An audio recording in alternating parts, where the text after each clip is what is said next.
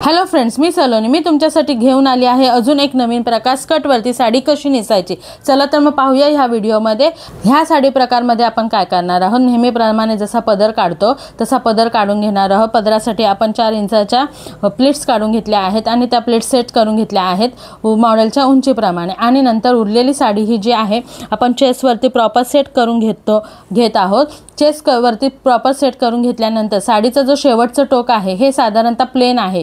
1 metre हा भाग plain आहे. तर काय करणार आहे, हा प्लेन भाग आपल्याला दिसू नये म्हणून हा पूर्णपणे आपण साडीच्या आतमध्ये फोल्ड करून घेणार आहोत. फोल्ड करून घेतल्यानंतर जेणेकरून की तो भाग आपल्याला दिसणारच नाही. फोल्ड करून घेतल्यानंतर आपण साडीच्या जशा मिऱ्या घालतो तशा मिऱ्या घालून घेणार आहोत पूर्णपणे.